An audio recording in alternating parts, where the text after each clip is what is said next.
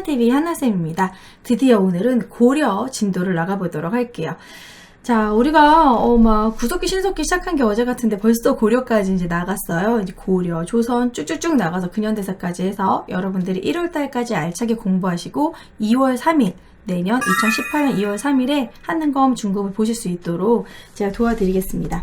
자, 90페이지에 10강 중세사회의 성립과 발전 진도 나가보도록 할게요. 90페이지. 자, 교재는 아시다시피 지금 신과 함께 한능검 교재로 나가고 있죠. 신과 함께 한능검 교재 90페이지를 펼치고 같이 공부해 봅시다. 10강 중세사회의 성립과 발전.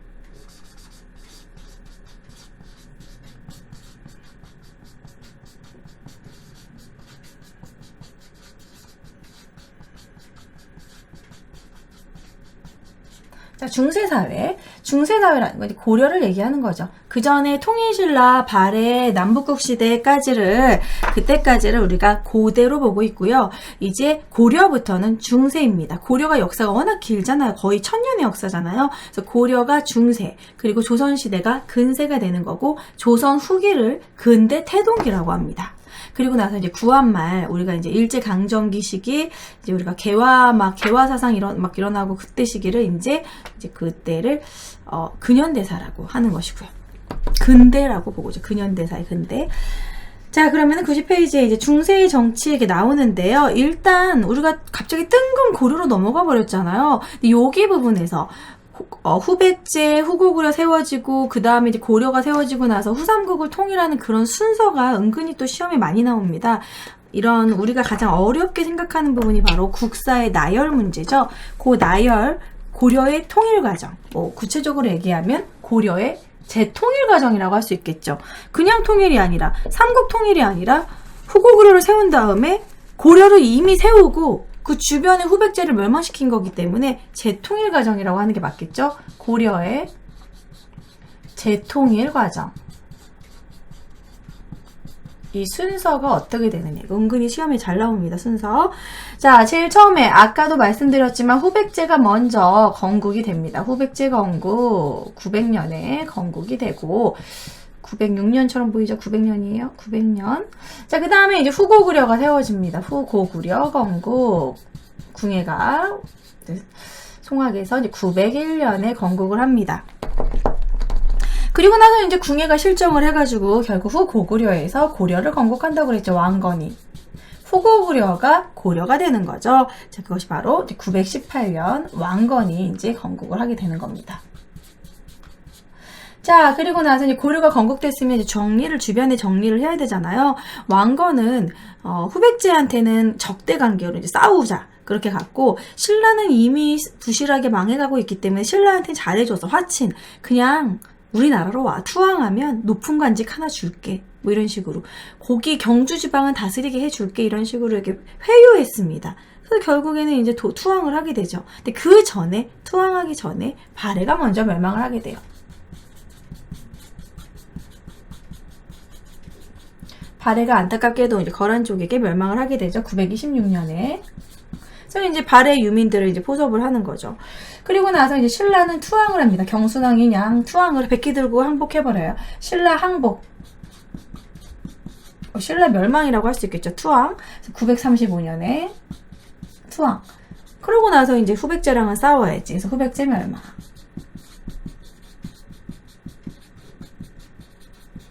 결국에는 이제 견훤이 투항을 해버리잖아요. 견훤이 아들한테 이제 배신 당해가지고 그 아들 이야기는 뭐 얘기하자면 길고 드라마에서 보셨을 거예요. 바로 935, 936 1년 사이로 이런 식으로 해서 결국 완벽하게 삼국 이제 재통일을 고려의 재통일을 했다라는 거. 연도는 굳이 안 외우셔도 상관없지만 순서는 외우셔야 됩니다. 후백제가 먼저 건국됐고 후고구려 건국됐고 그다음에 고려 건국되고 나서 발해 멸망하고 유의민들 흡수하고 신라가 항복하고 후백제가 멸망했다. 이 순서 은근히 문제 많이 나와요. 그래서 순서 정리 잘 해주시기 바랍니다. 그다음에 이제 태조왕건의 정치로 넘어갈게요.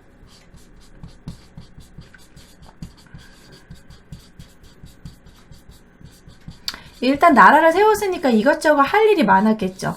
그리고 왕건은 꽤 정치를 잘했어요. 이것저것 참 유연하게 잘했기 때문에 결혼도 참 많이 했고. 자, 일단 첫 번째 태조왕건의 정책, 일단 백성들한테 인기를 얻어야 되잖아. 나라를 세웠으면 인기를 얻어야 됩니다. 원래 정권 딱 잡자마자 백성들이 막 국민들이 좋아할 만한 그런 막 일을 추진해야지만 오, 대통령 잘 뽑았어 이렇게 생각하잖아요. 취민유도 백성들을 되게 생각하고 행복하게 해준다. 이런 정책. 백성들을 위한 정책을 어떻게 하냐면 노비를 해방시켜줬어요. 억울한 노비들을 풀어주고 노비를 해방해주고 전쟁으로 인한 포로 노비들을 많이 풀어줬었습니다. 세금을 줄여줘요. 저도 세금 많이 내는 사람으로서 조세경감이 제일 좋습니다. 세금 좀 줄여줬으면 좋겠다. 조세경감. 그 다음에 흑창을 만들어서 이제 사람들에게 곡식을 꺼주는데 흑창제도는 뭐를 계승한 거냐면 여러분들 들어봤겠지만 바로 고국천왕의 고구려 때 진대법을 계승한 거죠. 진대법 하면 제가 뭐를 기억하라고 했습니까? 춘대춘합. 봄에 꺼주고 가을에 갚는다. 이런 식의 이제 어려운 사람들 곡식 꺼주고 그리고 이제 가을에 갚는 거죠. 자, 그 다음에 이제 두 번째. 요게 제일 사실 중요해. 왕건이 제일 잘한 것 중에 하나예요. 호족을 자기 편으로 포섭하는 거예요. 당근과 채찍을 참 잘 썼어요. 자, 호족 포섭으로 제일 뭘 먼저 합니까? 힘닿는 데까지 결혼을 합니다. 그 호족들의 딸들과 결혼을 합니다. 그래서 힘닿는 데까지 29명과 결혼을 합니다. 한 달이 약 30일 정도 있잖아요. 그래서 하루에 한 명씩 이런 식으로 생각하면 어떨까? 혼인정책. 왕건이 이제 29명의 왕비를 두고 결혼을 하고 혼인정책을 했는데 막 힘이 닿는 데까지 결혼을 했지만 모든 호족들의 자제들과 결혼할 수는 없잖아요. 그러면 결혼하지 않은 호족들은 어떻게 하냐면 이제 나와 형제다. 나와 같은 뭐 왕족이다 이런 식의 대우로 왕시성을 하사합니다. 같은 혈통으로 이렇게 받아들여준다. 왕족 대우를 해준다. 이러면서 이제 그리고 토지도 줘요. 높은 관직도 주고 토지도 주고 역분전을 지급합니다. 역분전이라는 땅은 개국공신에게 나눠줬던 땅을 역분전이라고 해요. 나라를 세우는데 도움을 줬던 개국공신들 혹은 이제 호족들에게 관리로 임용하면서 땅을 주는 거지. 호족을 관리로 등용. 그러니까 이제 호족들은 사실 지방 세력으로 지방에서도 잘 먹고 잘 살았고 자기 땅을 가지고 있고 좀 개별적인 세력이잖아. 근데 나라를 세웠는데 그런 개별 세력들이 있으면 왕권을 위협하는 세력이 되죠. 그래서 그들을 중앙 귀족으로 흡수시키는 거예요. 높은 관직을 주면서 땅도 주는 거죠. 역분전을 지급을 합니다. 그게 개국공신에게 주는 공신들에게 줬던 땅이다. 호족들을 관리로 등용하면서 또 역분전을 주는 거죠. 회유를 하는 거죠. 회유도 하지만 또 누르기도 합니다. 회유도 하지만 또 지방 세력을 또 통제하기도 해요. 당근과 채찍을 쓰는데 통제는 어떤 식으로 하느냐? 잘해주기도 하고 약간 협박하기도 하고. 일단 통제책으로 첫 번째 사심관제도는 좀 우대해주는 겁니다. 사심관제도. 사심관제도는 뭐냐면 네가 그 지역에 사심관이 돼서 네가 그 지역을 알아서 맡아라. 왜냐하면 그 지역을 막 다스릴 때 그 지역을 정말 잘하는 사람들은 거기서 태어나고 거기서 이제 유지로 지냈던 그런 지방 세력들이잖아요. 그 호족들을 관리로 등용하면서 너가 그 지역에 사심이 돼서 그 지방 행정을 네가 맡아서 해. 이런 식으로 관직을 또 주는 거예요. 그러니까 예를 들어서 신라의 경순왕이 투항을 해왔어. 경순왕이 이제 투항을 했는데 너가 이제 그 경주 지역에 사심관이 되어라 라고 이렇게 등용을 하는 거예요. 김부로 하여금 사심관이 되게 하였다 라는 그런 지문이 있거든요. 그게 사심관 제도입니다. 그리고 요거는 조금 회유해주고 어느 정도 우대해주는 거라면 약간 볼모를 잡는 인지를 잡는 제도가 있어요. 그것이 바로 기인제도. 기인제도 너무너무 중요합니다. 기인제도는 그 지방 세력 호족들의, 그 호족들이 지방에서 계속 살고 있잖아요. 그럼 그 호족들의 자제를 야, 중앙에서 공부시켜. 공부는 서울에서 시켜야지. 이런 식으로 개성으로 데려와. 자제들을 공부시킨다는 조건으로 서울로 데리고 있어. 반란을 일으킬 수가 없는 거야. 우리 자식들이 지금 개성에 있는데 계속 이제 왕건하고 만나고 뭐 공부하고 마치 인질처럼 자식들을 잡고 있어. 첫째 아들로 딱 보내 이러면서. 그럼 본인이 반란 일으키면 아들 죽이겠죠. 이게 최고죠. 그렇죠? 볼모로 잡는 거. 자식을 볼모로 잡는다. 이것은 나중에 조선시대에 이제 경절의 제도라는 식으로 해가지고도 이어갑니다. 너무너무 중요한 약간 지방을 통제하는 제도죠. 그 다음에 5번째, 북진정책. 북진정책이라는 걸 알 수 있는 국호. 고려 아닙니까? 고려는 고려 이퀄 고구려예요. 그러니까 예전에는 고구려라는 명칭을 고려, 구려, 고려 이렇게 썼어요. 그래가지고 고려도 있고 고구려도 있잖아. 그래가지고 그냥 나누기 위해서 예전 고려다, 고고려, 고구려 이런 식으로 해서 고구려로 쓴 거고, 고려는 고구려랑 같은 말이에요. 이퀄이라고 해서 상관없는 겁니다. 예를 들어서 조선도 이성계가 뭔가 명분을 세우기 위해서 우리나라 최초의 국가 고조선의 이름을 본따서 쓰겠다. 그래서 조선인 거예요. 그래서 옛 고자 써서 고조선이고 나중에 조선인 겁니다. 이것도 마찬가지로 고구려의 정신을 이어받는다 해서 고려로 지은 거예요. 그러니까 이것이 이제 태조왕건은 이미 북진 정책에 대한 그런 야심이 있었다라는 거죠. 그래서 수도를 개성으로 했지만 서경이 이제 평양이거든요.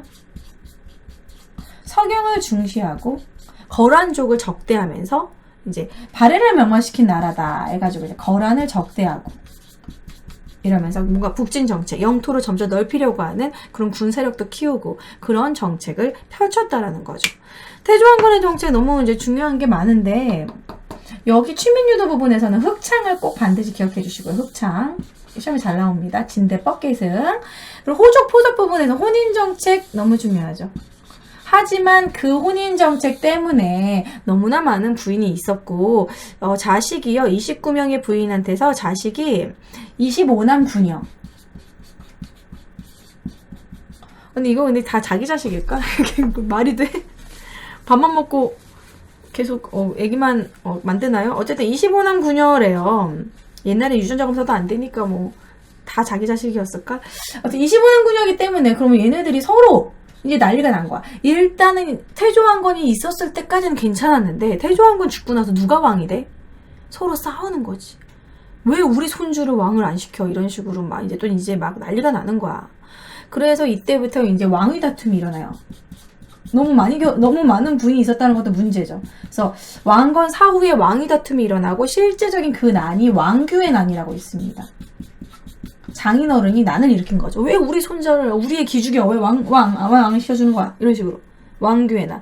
이게 이제 문제가 돼가지고 태조 왕건 이후로는 뭐 해종 정종 그때까지 왕권이 많이 약화됩니다. 광종 때 조금 다시 왕권 강화가 되고, 그 다음에 이제 태조 왕건의 정책의 역분전 공신들에게 줬던 토지 좀 기억해 두시고, 지방 통제, 사심간제도, 기인제도 둘 다 중요해요. 구분해서 알아두시면 됩니다. 사심간제도는 그 투항한 이제 사람들 아니면은 이제 자기에게 포용된 그런 호족들에게 네가 그 지역을 맡아라. 그 지역의 사심관이 되라. 사심관이라는 건 그 지역을 네가 알아서 맡아라. 그냥 행정 그런 이름이라고 생각하시면 돼요. 관직 이름. 그 지역의 사심관이 되라라고 하고, 그리고 이제 자식들을 볼모 잡는 기인제도. 그리고 북진 정책은 뭐 서경 중시. 이 정도 기억하시면 될 것 같아요. 북진 정책을 추진했다라는 거. 자, 태조왕건은 이 정도 보면 되고요. 그 다음에 이어서 태조왕건 때 이후로 이제 이렇게 막 왕위 다툼이 일어나고 왕권이 약화되다가 다시 왕권 강화를 시킨 사람, 광종으로 넘어갑시다. 광종이 한 건 우리가 3가지만 기억하면 돼요. 광종은 가장 중점으로 했던 게 왕권을 강화하는 게 목적이었어요. 왕권 강화. 어떻게든 왕권을 강화해야겠다. 뭔가 호족들의 힘을 약하게, 지방 세력들의 힘을 약하게 해야겠다. 귀족들의 힘을 어떻게 약하게 할 수 있을까 생각한 끝에 노비안건법을 실시합니다. 노비안건법은 불법적으로 회수한 억울한 노비들을 풀어주는 거예요. 노비들은 귀족들의 재산이죠. 근데 이제 억울하게 노비가 된 사람, 사채빚을 썼다가 빚을 못 갚아서 노비가 됐다던가, 원래 노비 출신이 아닌데 노비가 된 사람들을 풀어줬어요. 그럼 귀족들한테는 그 노비가 풀어나게 되면 마이너스가 되죠. 귀족들의 재산인데. 그럼 그 노비는 뭐가 돼? 양인이 되죠. 일반 양인, 평민이 된단 말이에요. 그럼 노비가 평민이 되면은 세금을 어떻게 해야 돼? 세금을 왕한테 내야 되죠. 그러니까 노비는 신공이라고 그래가지고 자기 주인한테 이렇게 몸 바쳐서 일하는 게, 그게 노비들은 세금을 내지 않고 그게 하나의 세금인 건데, 자기네 주인으로부터 벗어나서 자유의 몸이 된 대신 왕한테 세금을 내죠. 일석이조인 거죠. 왕권 강화에 도움이 됩니다. 국가 재정이 빠방해야 또 그만큼 왕권이 강화되는 거죠. 자, 노비안건법은 뭐 호족들의 경제력을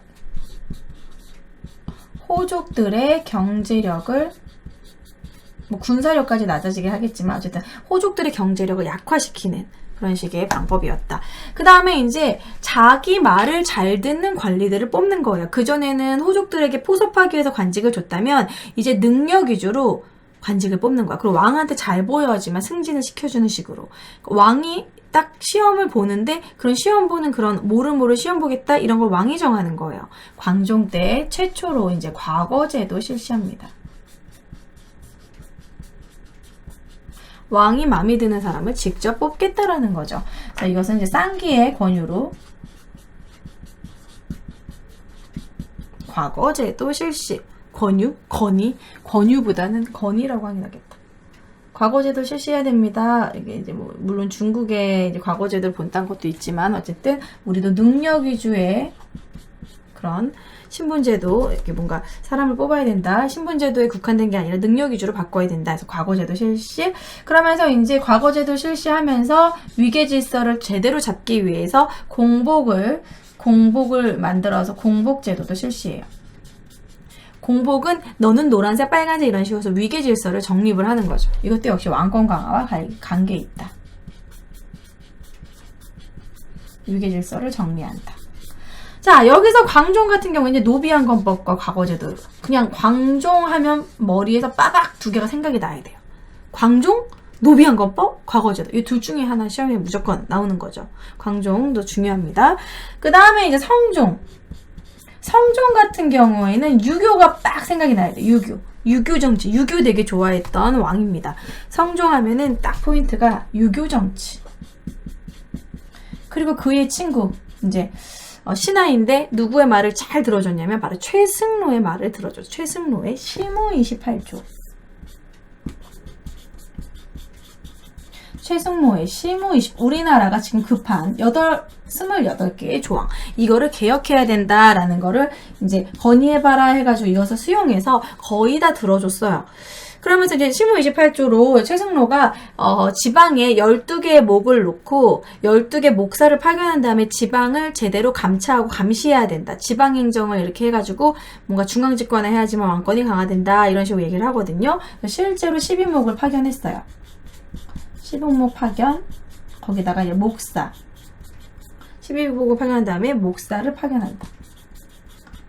12목을 파견이 아니라 12목을 설치지. 12목을 설치해서 목사를 파견한다. 목사님이 생각나네요. 12목 설치.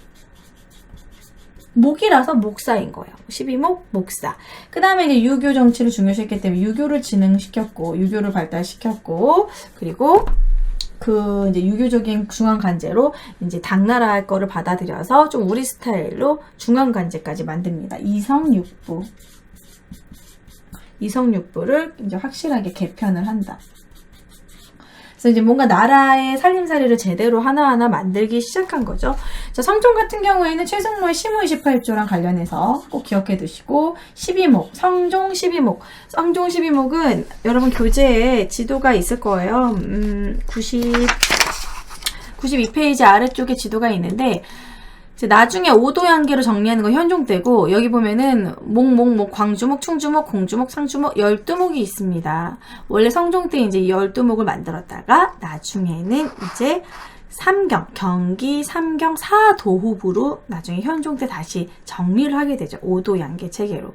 그래서 오도양계 체제로 정리하기 전에 성종 때 먼저 12목을 만들었다는 거예요.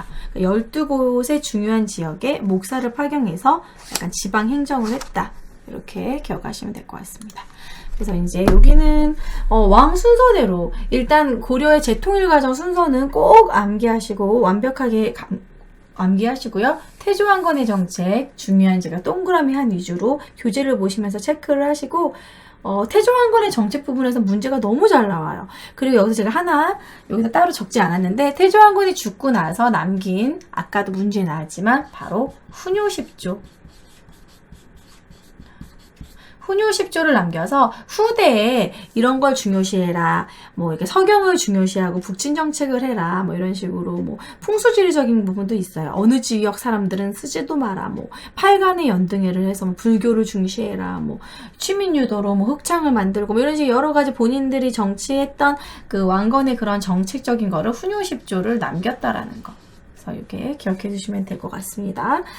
자, 그럼 다음 진도 이어서 나가보도록 할게요. 자, 이어서 고려의 중앙강제를 한번 정리해 보도록 할게요. 이것이 이제 성종 때 완벽하게 완성이 됐는데, 당나라의 중국의 그런 삼성육부제랑은 좀 많이 다릅니다. 삼성육부제는 중서성, 문화성, 상서성, 3성인데, 우리는 이성육부제로 이렇게 우리 스타일대로 좀 바꿔가지고 고려 때 이렇게, 운영을 하는데요. 이 중에서 좀 고려의 특별한 특징으로는 중국에는 없는 도병마사와 식목도감이 있다라는 거죠. 도병마사와 식목도감은 여러분들 요거 필기는 교재에서 그 92페이지 밑에 요 표가 있어요. 거기다가 이제 빨간색 펜으로 이렇게 좀 추가로 필기하시면서 공부하시면 좋을 것 같습니다. 도병마사 식목도감은 뭔가 특별한 무슨 날이 뭔가 전쟁이 났다던가 뭔가 의미가 있는 뭔가 법률을 제정해야 된다던가 그랬을 때 임시회의기구입니다. 임시회의기구. 국가에 이런 특별한 일이 있을 때 임시회의기구. 맨날 여는 건 아니고 뭔가 회의를 해야 되는 일이 있을 때만 얘네들이 임시회의를 하는데, 도병마사 같은 경우에는 이제 전쟁이 났을 때 국방 문제에 대한 이제 회의를 했던 거고, 식목도감이면 이제 법률과 관련된 법률을 새로 만들었을 경우 법률 제정과 관련된 임시회의기구죠. 자, 그다음에 중서문화성으로 넘어가면, 자, 중서문화성은 가장 중요한 국가 최고기구예요. 국가 최고기기 때문에 최고 정책기구라고 할 수 있고, 가장 중요한 일을 결정하는 곳입니다. 그래서 여기에는 2명의 그런 관직이 있는데, 재신과 낭사를 기억하셔야 돼요. 재신과 낭사. 재신, 낭사. 재신은 중요한 일을 결정하는 사람입니다. 정책 결정하는 사람. 정책을 결정하기도 하지만 결정하기 전에 마지막으로 좀 비판을 해야 되겠죠. 이번 정책은 좀 별로다, 좋다 이런 걸 좀 비판하는 사람. 낭사는 정책을 비판하는 사람. 그래서 낭사 꼭 기억해 주세요. 자, 그리고 이제 중서문화성의 가장 높은 장관을 중서문화성, 문화자 써가지고 문화시중이라고 하죠. 문화시중. 가장 높은 문화시중이라서 가장 높은 사람입니다. 중서문화성에. 좀 기억하고, 상서성 같은 경우에는 정책을 실제로 하는 거예요. 정책 집행. 여기다 쓸게요. 정책 집행. 우리나라의 행정부를 생각하시면 됩니다. 우리나라 행정부에 보면은 뭐 국방부, 통일부, 문교부, 뭐 여성부, 뭐 문화부, 뭐 여러 부서가 있잖아요. 그런 것처럼 상서성에는 여러 부서들이 있는데, 옛날에는 이제 중국의 관제를 따서 2호, 예병, 형, 공 6개 6부가 있습니다. 6부.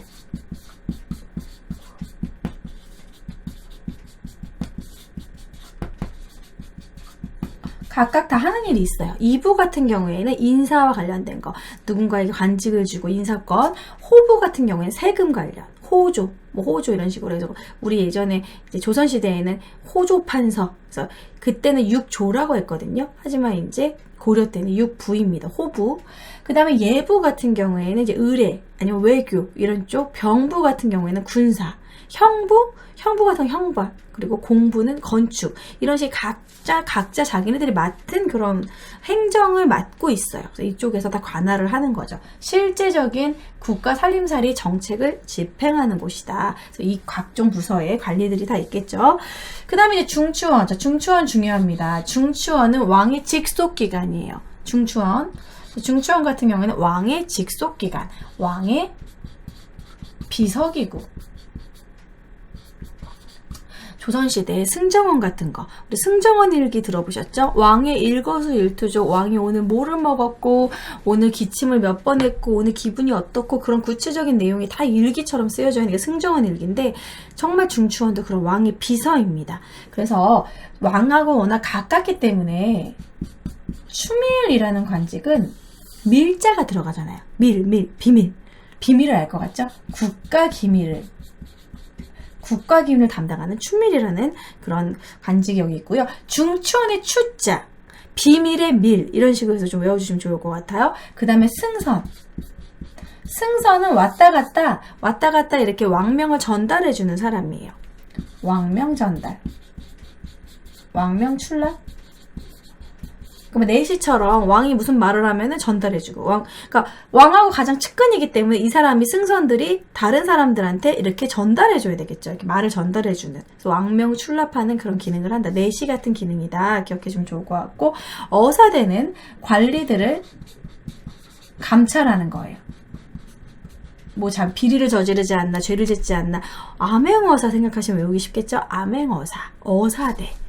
자, 그리고 3사 같은 경우에는 조선시대의 3사는 사원부, 사관원, 홍문관 이런 식의 언론기관이지만 고려 때의 3사는 조선시대랑 비교해서 시험에 잘 나와요. 아주 심플한 회계의 역할을 맡습니다. 그냥 국가에 이제 무슨 세금을 걷고 그것이 얼마 나갔고 간단한 정말 회계의 기능. 국가 회계, 각종 비용 출납, 이런 회계 출납 같은 회계의 역할만 맡았다. 회계. 화기 아니에요, 회계.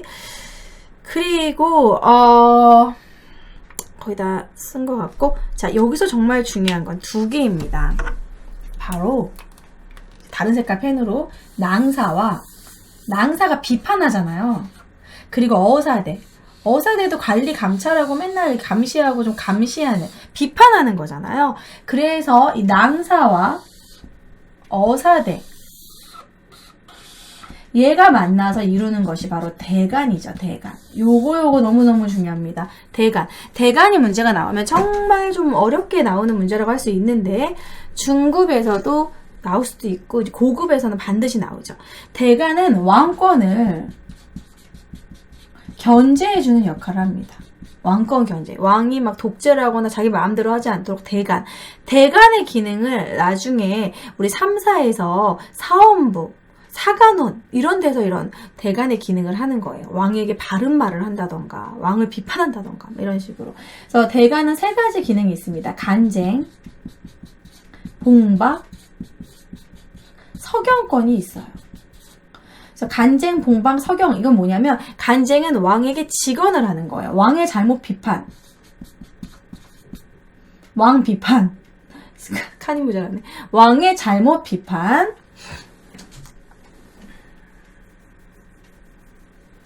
짧게 왕 비판이라고 쓸게요. 칸이 없네.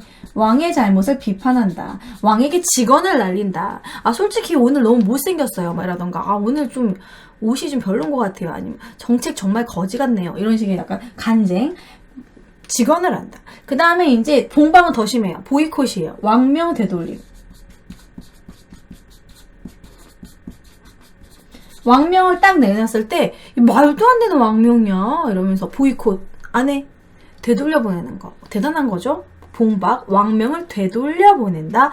그 다음에 이제 서경권은 관리 임명이라던가 법률과 관련된, 법률안을 실제로 할 건가, 법률 동의권, 그런 것들을 가지고 있는 게 서경권이에요. 뭔가 관리를 임명할 때 이 사람들한테 대간에게 한 번 더 허락을 받는다던가, 법률을 딱 만들 때 이 사람들이 동의를 해야지만 그 법률을 딱딱딱 실제로 실행할 수 있다던가, 그런 식의 왕권을 견제할 수 있는 대간이라는 것이 존재했다라는 거 중요합니다. 고려 때 대간, 간쟁, 봉박, 서경권을 가지고 있었다. 대간은 누구? 낭사와 어사대의 간원으로 이루어진다라는 거. 어사대와 낭사 둘 다 좀 비판하는 그런 사람들이죠. 그래서 어사대 낭사가 대간을 이룬다. 요거 너무 중요하고요. 그리고 이제 여기 요 회의에 들어갈 수 있는 사람들은 누굴까요? 임시회의기구. 임시회의기구에 들어가는 건 정책을 결정하는 재신과 국가기밀을 담당하는 추밀이 여기에 들어가게 되겠죠. 그래서 여기에 재신과 추밀이 모여서 여기서 회의를 하게 되겠죠. 당연히 이제 국가기밀, 아무래도 도병마사 이런 거니까 법률 만드는 것도 국가기밀, 그리고 정책 결정해야 되니까 재신, 그래서 요 정도. 그래서 여기 이 정도 필기하시고 꼼꼼하게 여기 부분을 좀 외워주셔야 돼요. 너무너무 중요하고 이 표가 나와서 시험 문제가 나올 수도 있고 관련된 대간에 대한 문제를 물어볼 수도 있고 뭐 3, 4를 이 부분은 나중에 조선시대랑 끊임없이 비교해가지고 시험 문제 충분히 나올 수 있는 부분입니다. 완벽하게 파악하시고 암기하시면 될 것 같아요. 딱히 더 이상 어려울 건 없는 것 같네요. 설명은 다 한 것 같아요. 자, 그럼 이어서 지방행정제도에 대해서 그리고 과거제도, 관리등용제도에 대해서도 진도 나가보도록 하겠습니다. 자, 이어서 지방행정제도에 대해서 정리를 해보도록 할게요. 지방행정제도 5도 양계.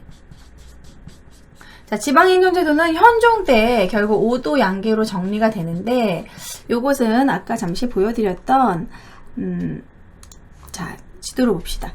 보시면은 전체 북계, 동계, 양계, 이게 두 개가 양계예요. 계로 둘 다 끝나죠. 양계, 나머지는 5도입니다. 서해도, 교주도, 양강도, 전라도, 경상도. 전라도는 지금하고 명칭이 똑같네요. 그리고 경기도 있고, 수도 주변에 경기도 있고, 그리고 주변에 이제 사도후부 이런 게 만들고, 요렇게 이제 지방행정을 정리를 합니다. 그럼 5도 양계를 좀 이렇게 정리해 보면 5개. 지방에 5도를 두고 이제 양계를 둬요.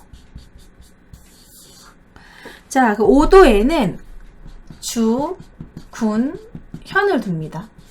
근데 그 주, 군, 현을 두는데 여기서 이제 주현과 속현이 있다라는 거, 고려 때는.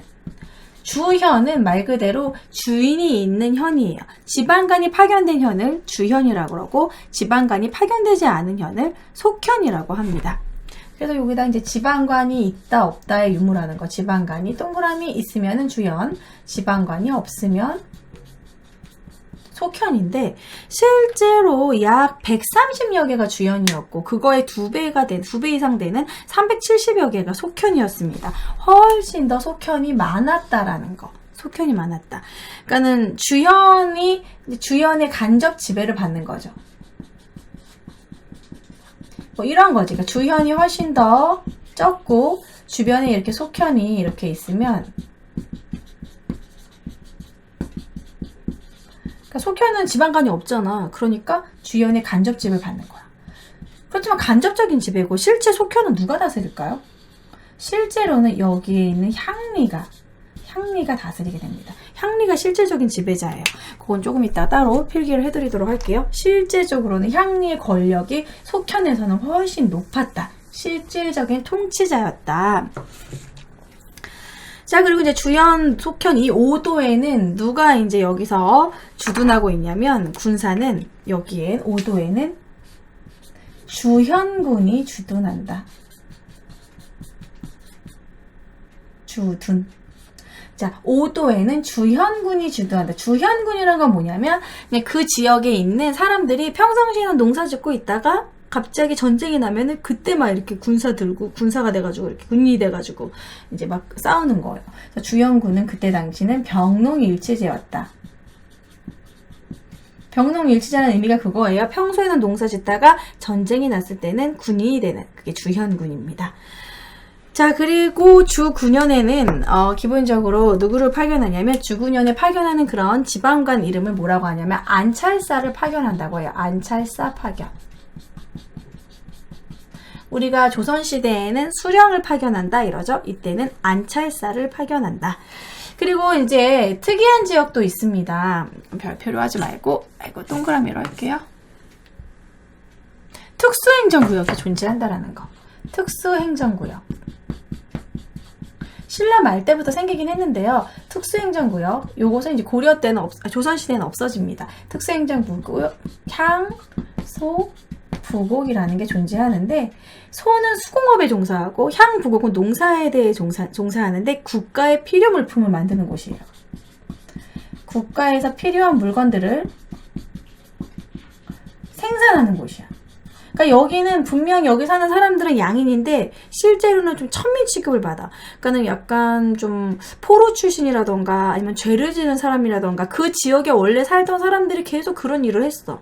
그래서 국가에서 니네 우리 국가에서 필요한 뭐 농사 여기서 농사 얼마큼 줘. 아니면은 무슨 수공업 제품 뭐를 만들어 옷을 만들어 이러면 그거에 할당량만큼 만들어야 되는 거예요. 그래서 조금 양민이지만 천민 취급을 받았던 그러한 특수 행정구역이 있었다라는 걸 아시면 됩니다. 향소부고 구체적으로 소가 수공업이고 향부고금은 농업에 종사를 했습니다. 그래서 나중에 여기서 얘네들이 이제 반란을 일으키기도 하죠. 공주 명학 소에서 망이망소의 날 이런 거 이제 고려 말에 나와요. 자, 그다음에 양계 같은 경우에는 북계동계 군사지역입니다. 그래서 군사지역이기 때문에 양계는 군사지역. 국경지대잖아요. 그래서 군사지역으로 안 보이는구나. 자, 군사지역으로 여기에는 누가 파견하냐면 누가 주둔하냐면 양계는 뭐 군사지역 말고는 할 게 없어요. 군사지역이기 때문에 병마사를 파견한다는 거.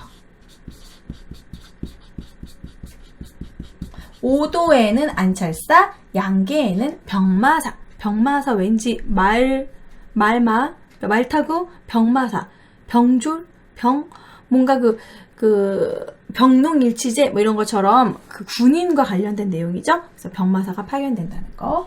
자, 그리고 군사지역이기 때문에 여기에는 갑자기 농사 짓다가 막 군인이 되고 그렇게 하면 안 돼. 항상 지키고 있어야 돼. 항상 지키는 군대, 항상 준비된 군대. 자, 다른 말로 상비군이라고 하죠. 그래서 여기는 이제 다른 말로 주진군이 주둔한다. 주진군, 다른 말로 상비군, 항상 지키는 군대, 상비군이 주둔한다. 주진군.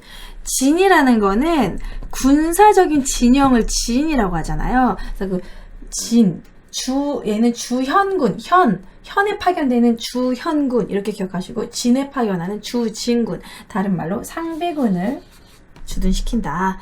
그렇게 기억하시면 될 것 같고, 그 다음에 추가로 필기를 한다면 얘네들은 결국 오도, 양계 여기에 있는 말단, 속현은 실제로는 향리가 통치한다는 거. 향리가 통치. 향리가 속현의 실질적 지배자다. 그래서 향리의 권위가 은근히 높았다. 조선시대에는 향리의 권위가 매우 낮아집니다. 조선시대에는 수령이 막 시키는 사또 옆에서 막 이방, 호방 막 이런 식으로 향리는 좀 많이 낮아져요. 하지만 고려 때 향리는 실질적 지배자로 꽤 힘이 셌다라는 겁니다. 그래서 지방 행정 실무를 얘가 다 맡아요. 수령처럼. 마치 조선시대 수령이라고 생각해도 좋을 정도로 지방 행정 실무를 다 해. 지방 행정에 실제적인 실무를 다 한다. 뭐 조세, 세금을 걷는다던가 뭐 이런 거 어떤 거. 그래서 얘네들은 국가에서 땅도 받는데 얘네들에게 외역전을 지급받기도 해요. 향리의 그 향리직 자체도 세습했고 그 아들에게 세습됐고 외역전을 지급받는다. 그래서 향리 파워가 셌다. 뭐 이 정도로 기억하시면 좋을 것 같아요. 조선시대랑 비교해서 나오면 향리에 관한 문제가 나오면 조금 어려운 문제가 되겠죠. 그래도 조선시대랑 비교해서 나올 수 있으니까 속현은 생각을 해보시면 지방간이 주현이 간접적 지배를 하지만 실제적으로 속현은 아무도 다스릴 사람이 없잖아. 그러니까 실질적으로는 거의 향리가 다스렸다. 주현보다 속현이 훨씬 많았기 때문에 그 수많은 속현들을 주현에 있는 지방간이 다 이렇게 싹싹하게 다스릴 수 없잖아요. 그러니까 속현에 있는 향리가 거의 실질적 지배자였다. 세금을 걷고 행정실무를 했다. 땅까지 국가에서 받고 그래서 실질적 지배자였다. 이렇게 기억하시면 될 것 같습니다. 자, 그 다음에 이제 마지막 부분에 교재 93페이지 부분 마지막 부분 보면 관리등용제도가 있어요. 제가 군사제도와 지방행정제도를 같이 합쳐서 필기를 했고요. 관리등용제도로 넘어가 볼게요. 관리등용제도. 관리를 어떻게 등용했느냐? 바로 과거제도와 음서제도를 설명드리려고 하는데요. 과거제도, 음서제도. 과거제도는 아까도 나왔지만 광종 때 쌍계의 권유로 시작을 했죠. 자, 과거제도는 이때는 무슨 과가 있었냐면 조선시대랑 과가 많이 다릅니다. 제술과. 제술과는 서술을 얼마나 잘하느냐, 유교경전을 얼마나 글쓰기 잘 쓰느냐 그런 거고, 명경과 경전을 얼마나 해석을 잘하느냐 이런 식의 명경과 둘 다 약간 문과를 뽑는 거겠죠. 문과가 두 종류나 있어. 그리고 잡과 잡과는 말 그대로 기술관을 뽑는 거예요. 기술지, 의학, 역학, 뭐 이렇게 천문학, 뭐 무슨 다른 나라 말을 얼마나 잘하느냐, 역학, 뭐 그런 것들, 유학, 산학 되게 많아요. 수학 뭐 이런 거. 잡과, 그 다음에 승과. 고려는 그래도 불교를 증시했기 때문에 승려들 승과. 뭐가 없습니까? 조선시대에는 문과, 무과가 있는데 무과가 없죠. 무인들의 차별이 실제로 무과가 없을 정도로 무인들을 차별했구나, 이런 걸 알 수 있겠죠. 그래서 나중에 무신청변이 일어났구나. 무과가 없다. X. 무과가 존재하지 않는다. 그래서 원칙은 과거제도의 원칙은 양인 이상 응시 가능. 원칙은 양인 이상이면 응시 가능한데 실제로는 양인은 과거제도 응시하기가 좀 힘들었겠죠. 먹고 살기 바쁘니까.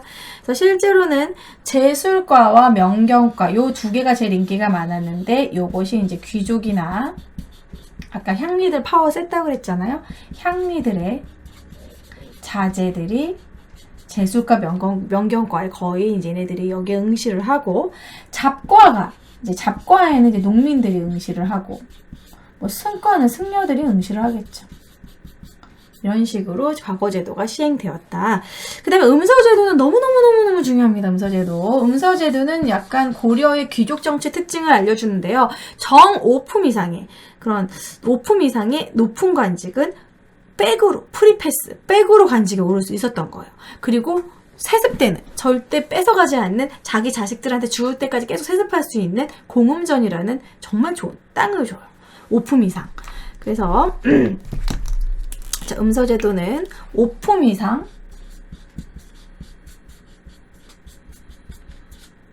고위 관리들의 자제들이 시험 없이 관직에 올라가는 거죠. 백으로 간다, 이렇게 생각하시면 될 것 같고, 사실은 원래 고위 관리들의 자식들만 해당되는 거였는데 이게 점차 확대돼요.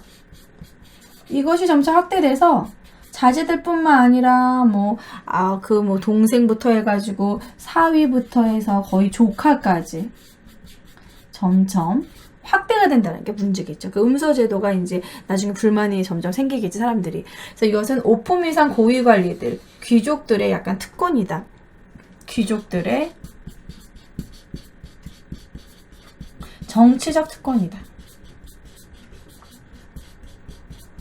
아까도 말했지만 경제적 특권은 공음전이겠죠. 공음전. 경제적 특권은 공음전. 이 정도로 봐주시면 될 것 같고, 이런 식의 관리 등용 제도가 있었다. 과거 제도는 제수과, 명경과, 잡과, 승과, 무과가 없었고, 그리고 이제 음서제도는 5품 이상 고위 관리들, 자제들에게 해당되고 시험 없이 관직에 오르는데, 그렇지만 이 관직이 이제 고려 때는 그래도 높은 관직까지 올라갔는데, 이제 나중에는 이제 좀 높은 관직이 점점 못 올라가게 나중에 바꾸기도 하죠. 어쨌든 프리패스로 5품 이상 고위 관리들 그냥 시험 없이 관직에 올라가는 음서제도가 고려 때는 존재했고, 아직까지 고려 때는 귀족 정치적, 귀족들의 특권 이런 것들을 많이 봐줬다라는 부분입니다. 자, 여기는 이제 마무리, 고려의 그런 중요한 살림살이에 대한 마무리인데요. 자, 오도양계, 이 지도와 함께 같이 공부해 주시고, 지도도 교재에 있습니다. 지도에 오도양계 봐주시고요. 그리고 이렇게 오도양계, 북계 동계에는 상비군, 주진군을 파견하고, 오도에는 주연군을 파견하고, 오도에는 안찰사, 양계에는 병마사, 그리고 주연과 속현은 주인이 있으면 주연, 없으면 속현, 속현이 훨씬 더 많았다. 특수행정구역, 향소 부곡이 있었다. 국가 필요물품을 만들고 천민 취급을 받았다. 우울한 지역이었다. 실제적인 속현의 통치자는 사향리였다. 요거 중요하다고 했고요. 과거제도, 음서제도, 특히 음서제도 별표해놓고 꼭 정리해 주시기 바랍니다. 자, 그러면 문제를 한번 풀어보도록 할게요. 자, 93페이지에 보시면 93페이지에 고려와 조선의 과거 비교라고 표가 있습니다. 93페이지 밑에 끝에 요쯤에 있어요. 요거 있어요. 그래서 무과가 있다 없다 뭐 이런 거. 승과는 고려 조선 시대 때는 숭유 억불 정책이기 때문에 승과 없어진다. 뭐 이런 거 좀 비교해서 봐주시고 음소제도도 축소된다. 뭐 이렇게 봐주시면 될 것 같네요. 자, 94페이지로 넘어가서 문제를 같이 한번 풀어보도록 할게요. 자, 94페이지 2번 문제 같이 풀어보겠습니다. 다음 검색창에 들어가 왕의 업적, 송악 출생 고려건국, 발해 유민 포영 후삼국 통일 왕건이겠네요. 너무 쉽죠? 옳은 거? 정답 딱 나오네요. 훈요 10초. 그래도 혹시 틀릴 수 있으니까 꼼꼼하게 밑에 살펴보면 천리장성을 축조하였다. 고려 때 천리장성은 아주 나중의 이야기입니다. 거란 침략 이후이기 때문에 나중이죠. 거란 침략 이후 고려 중기. 그 다음에 과거제도를 시행했다. 광종. 전민병정도가 요거 신돈을 이용해서 공민왕이죠. 12목을 파견하였다. 12목 지방관, 12목 성종이죠. 정답은 1번. 밑줄근 국왕의 업적으로 옳은 것은 최송로 나왔네. 그럼 성종이죠. 오늘 최송로가 국왕께 시문 18조를 건의하였습니다. 불교 행사 축소 등 중요한 개혁 내용을 담고 있어 향후 국정 운영에 영향을 미칠 것으로 보입니다. 자, 성종입니다. 성종이라 써주시고 옳은 것은 12목 바로 정답 나왔네요. 2번 후삼국 통일. 후삼국 통일 왕건이죠. 몽고 풍금지 요거 공민왕이죠. 노비안건법 광종이죠. 전민병정도감 이것도 공민왕. 정답은 1번. 중국 문제 껌이죠, 여러분. 어렵지 않습니다. 그 다음에 이제 96페이지로 넘어가서 96페이지 문제 6번, 8번 보도록 할게요.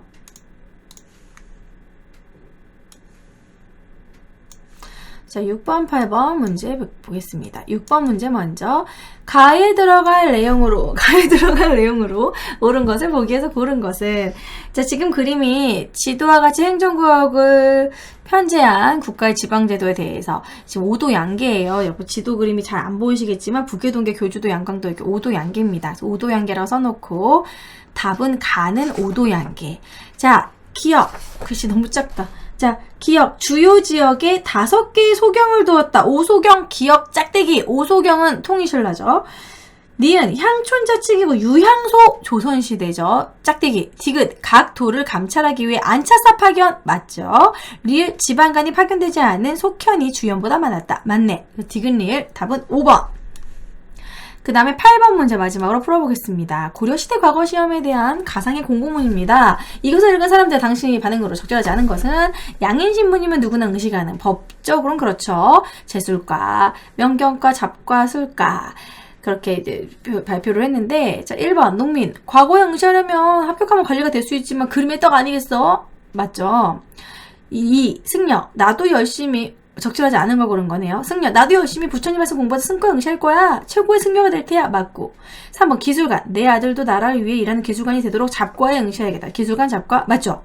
4번 하급군인 왜 우리 같은 무인을 위한 과거 시험은 없는 거야. 불만 맞죠.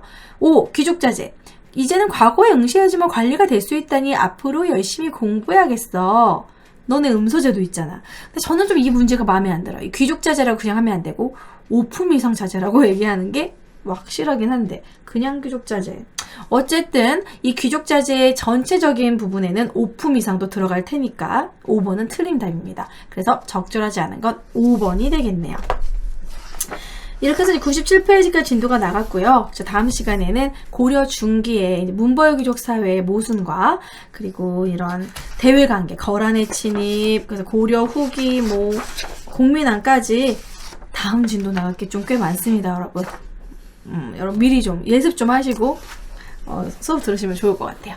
그럼 여러분 수고하셨고 오늘 드디어 이제 고려 진도가 나갔고요. 다음 시간에 고려 말까지 다 나가고 다음 시간 2강 11, 12강에 고려에 대해서 다 끝날 것 같아요. 그러면 이제 곧 이제 문화 파트만 하면 조선입니다. 자, 여러분 열공하시고요. 와주신 분들 여기 혹시 강의 들으시면서 구독 버튼 한 번씩 클릭 부탁드리겠습니다. 수고하셨습니다.